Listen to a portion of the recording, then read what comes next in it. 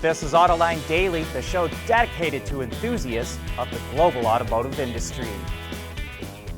So far this year, Tesla has 67% of the EV market in the U.S., according to Ward's Intelligence. But that will drop to only 11% by 2025. That's the forecast from Bank of America Research. It predicts that GM and Ford will surpass Tesla, with each of them getting 15% of the U.S.'s EV market by then. Lead auto analyst John Murphy says Tesla will lose share because of the wave of EVs coming from traditional automakers. These will be much more competitive, not like the compliance EVs they first came out with. And Tesla will only add 2 passenger models over the next 3 years, the Cybertruck and the Roadster, while GM will add 17, Hyundai and Kia will add 13, Volkswagen will add 11, and Ford will add 6. With those models, they'll have far greater market coverage and will be in more segments than Tesla. Murphy spoke at the Automotive Press Association in Detroit yesterday. He says Elon Musk made a strategic mistake by not expanding Tesla faster when the cost of capital was essentially free. Quote, "He could have closed the door on them," Murphy said. Instead, Musk left the door open, and the traditional automakers are racing in to fill the void. Speaking of Tesla, its stock is now well under $700 a share and doing a lot worse than the rest of the stock market. Bloomberg reports shares in Tesla fell 35% in the first half, while the S&P index is down 20%. That's music to the ears of Tesla critics, who always claim the company was overvalued and would be headed for a day of reckoning. But Tesla stock is just following what's going on with the automotive sector, and it's actually doing better than GM or Ford. They're down 43% and 45% respectively. Mercedes is down 39%, Stellantis is down 34%, and so on and so forth. So maybe the news in all this is not so much that Tesla stock is down. Maybe the news is that Tesla stock is starting to behave more like the traditional automakers. The BMW i3 is officially done. The last and 250,000th example rolled off the assembly line in Germany. Launched about 8.5 years ago, the i3 came out when there were very few EVs in the market, and it was built on a dedicated platform made almost exclusively out of carbon fiber. This was no ICE-based model, unlike every single one of BMW's current BEV models. But the i3 never really caught on. It has very little in common with BMW's other models. It certainly didn't look like a BMW, and we guessed the company lost big-time bucks on the program. The plant will now ramp up production of e-drive components and battery modules, and starting next year it will make the next-gen version of the Mini Countryman.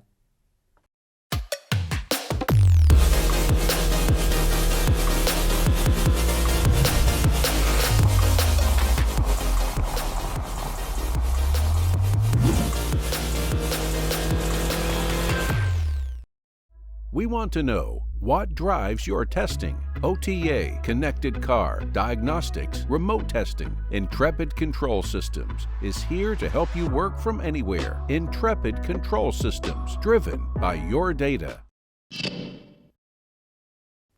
GM's autonomous unit Cruise still has some bugs to work out. A couple of days ago, at least 8 autonomous Cruise bolts came together at an intersection in San Francisco and then just parked themselves in the street and would not move. They apparently blocked traffic for about 2 hours before being rescued by human operators.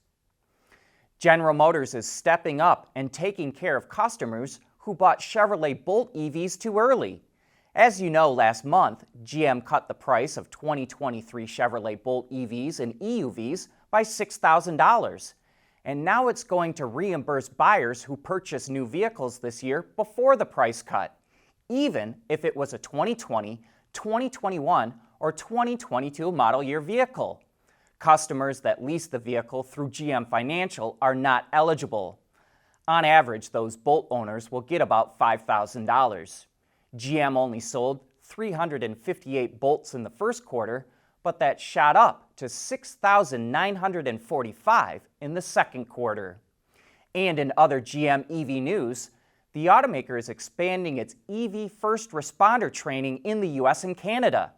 It will primarily focus on training firefighters on the best practices for safely handling EVs and hybrids involved in crashes, as well as educate them on BEV technology.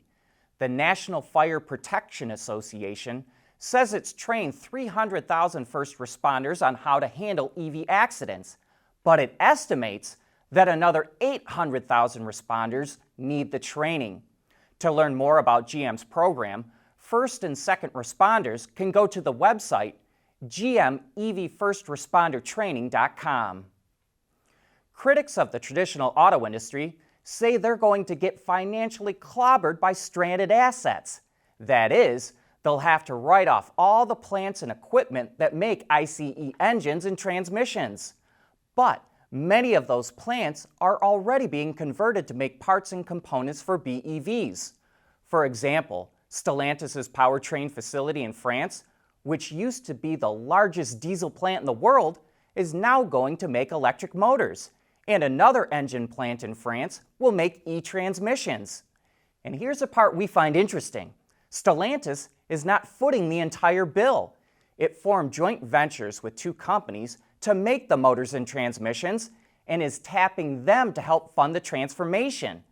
They invested 150 million euros in the latest upgrades. By 2024, they plan to make 1 million motors a year and 600,000 e-DCTs. At Schaeffler, we pioneer motion.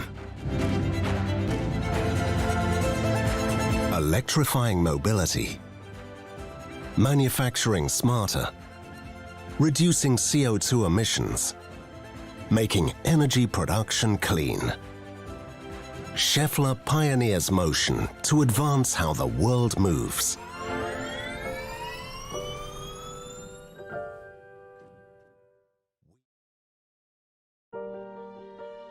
The future of Michigan is extraordinarily bright.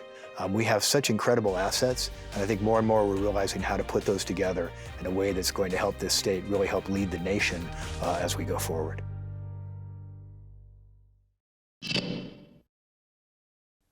Did you know that most EVs come with a 12-volt lead-acid battery? That's because when you charge an EV, the traction battery is disconnected from the car for safety reasons. But you still need electricity to run the accessories or even handle over-the-air updates. Clarios is the largest lead-acid battery maker in the world, and it used to be part of Johnson Controls. Yesterday, we had Mark Wallace, the CEO of Clarios, on Autoline After Hours, and we asked him whether they can get all the raw materials they need to make new batteries by recycling old ones. That lead-acid battery, we can recycle up to 99% of the materials in it and reuse it. And there's nothing like that on the planet, right? It's the most recycled product in the entire world, and we are the largest recycler of lead in the world as well. So this provides us kind of a total 100% renewable resource that we can continue putting into new vehicles and new batteries. And I would, in cases, probably maybe in your vehicle today or an aftermarket battery, the lead could be 50, 60 years old in that vehicle. What an amazing statistic, that the lead in your battery can be 50 to 60 years old. That's quite a recycling story. Mark Wallace said Clarios can get 80% of all the raw materials it needs from recycling old batteries, and that bodes well for the lithium traction batteries in EVs. In the future, automakers may be able to get most of the raw materials they need from recycling and cut way back on mining them. And a quick note before I sign off.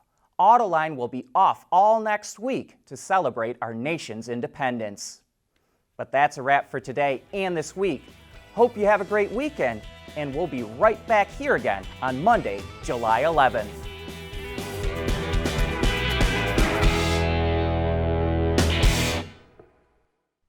Autoline Daily is brought to you by Bridgestone, solutions for your journey. Intrepid Control Systems, over-the-air engineering, boost your game. Schaeffler, we pioneer motion. And by the Michigan Economic Development Corporation. Ward's is the industry leader for news, data, and analysis. That's why companies across the globe subscribe to our premium service, maybe even your own. Log in for subscriber access now. Check your company's intranet for details and rely on wardsauto.com to keep you informed.